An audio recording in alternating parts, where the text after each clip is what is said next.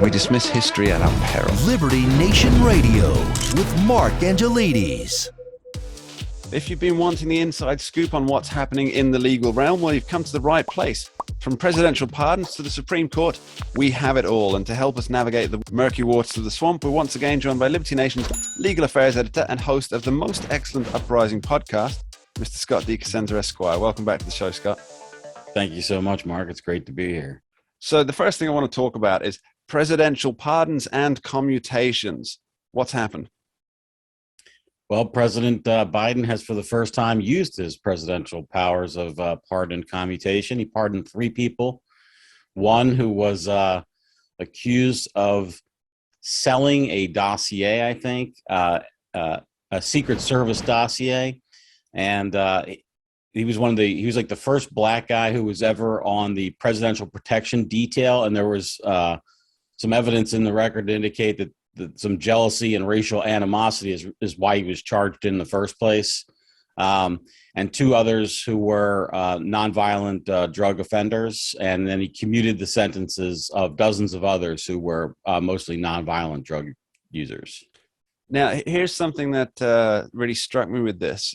Joe Biden has often credited himself, as have the media, with guiding the 1994 crime bill through the Senate, which sought harsher punishments for drug possession. So, well, to be clear, Mark, he was more about claiming credit for that when it was to his political benefit to be tough on crime. In recent years, he has shied away from demanding such authorship credit. Success of many fathers and failure is an orphan.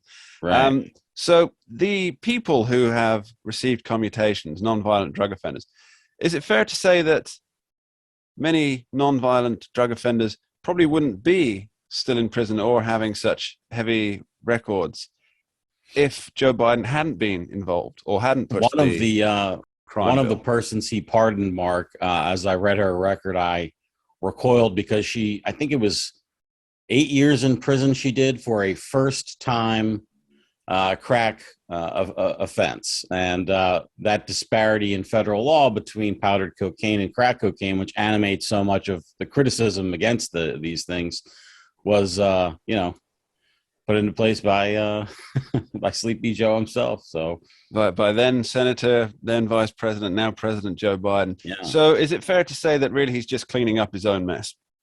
He locks them up and then he lets them out, I guess. Well, this seems to be the Democratic Party principle, although they are trying to avoid the initial part of that equation at the moment. Yeah. There's another the thing is about the pardon power. Our founders it's the power of a king, Scott, isn't it? It's the power of a king. Our founders put it into the Constitution for a reason. This isn't some wildly new idea by some legal theorists. Like, they knew that the system would and this is before we had this wild body of everything being a federal crime, right? This is way back when it was just treason, piracy, and counterfeiting, I think, were the 3 federal crimes. The idea that there would need to be this pressure relief valve and that it should be exercised by the executive goes back to the founding, and it's a good idea when the president uses it. Yeah, I'd say that this being the first round of pardons and commutations, there are obviously likely more to come during his presidency. But I think it's fair to say that this round was possibly the least controversial that we've had in recent years. It doesn't seem to be sparking much in the way of controversy, and that's a good thing. It should be used regularly without controversy rather than what I think we've seen from both Democrat and Republican administrations in the past, which is used more infrequently and with controversy. Yeah, often with the 11th hour before leaving office, getting those favors in. So So the mask mandates for public transport that was initially booted by a federal judge in Florida last week has now been challenged by the DOJ at the request of the CDC, both of which I think we should point out are under the jurisdiction of the Biden administration. Scott, what's happening? Yeah, well, there's a distinction without a difference there when it comes to, the decision making, right? It's Biden. These are political decisions. The only thing I think that's particularly interesting about this, Mark, is that the CDC has not asked for through the Justice Department, has not asked for an injunction of the lower court order. The district court judge ruled. And what would be very common in this kind of litigation would be that they go to the appellate court and say, stay this decision while we fight about it. And they haven't asked for that. And so it's curious, because if the mandate is important, in fact, if it's vital enough to impose on the American people, why isn't it important enough to ask for an injunction of the lower court order that vacates the mandate, right? Well, no administration official has answered that question that I know of to date. Could it be that they're wanting to put the impression out that they are willing to fight for the mandate, but are aware that they're probably going to lose anyway? What I think it's more about is they want a ruling from a higher court that they were right in the first place in their exercise of power, because one thing that the branches often fight about is their power, and they wish to, they don't want to cede any ground in that area. And so while the mandate may be not useful politically for them at this point, the ability to impose other mandates, they don't want to give that up on the legal front. So I think that's probably why. Well, that's actually quite an interesting point, because Dr. Anthony Fauci recently said in response to this, he said that these decisions shouldn't be left to court judges. Courts, absolutely not. No. The courts shouldn't be there to determine the laws that are applied to competent health officials like Dr. Fauci, who are above reproach on these matters, are the ones who should, by fiat, be able to direct all of the Americans. Let's delve into this a little bit, Scott, because for me, I found this just utterly shocking that he would suggest that decisions that impact the lives of so many people shouldn't be subject to judicial review. So could you go into it a little bit for us? Dr. Fauci's madness? Let's call it his reasoning. I don't know that there was any reasoning presented, except for that he thought that his opinions and on how people should live their lives should be given preeminence in law rather than our lawful system of justice, which indicates that judges are capable of ruling on executive actions to determine their validity. It reminds me of the pretty much every communist country that's existed that decides to appoint a board of central planners who make the decisions, and whatever needs to be legal becomes legal because the central planners choose it. And of course, that way, as we've seen in every instance, lies famine and shortages. Your thoughts, yes, Scott? It does. We know for sure that is the result every single time.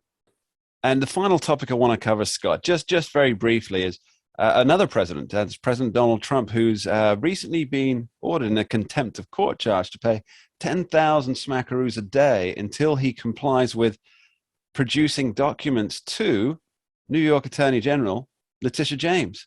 What's going on? Well, what's going on is that Donald Trump doesn't like to comply with subpoenas that he doesn't like to comply with. And I guess he's wealthy enough that if it costs him $10K a day for some significant delay, then maybe that's a cost worth doing business for him. He may also hope to have that award reduced on appeal or something like that. But I wouldn't tempt that fate if it were for my pocketbook on the line. Yeah, it seems to me that Letitia James is involved in just about every piece of litigation against Donald Trump that's been happening. And yet, so far, she's come up empty after 4 or 5 years. What's going on?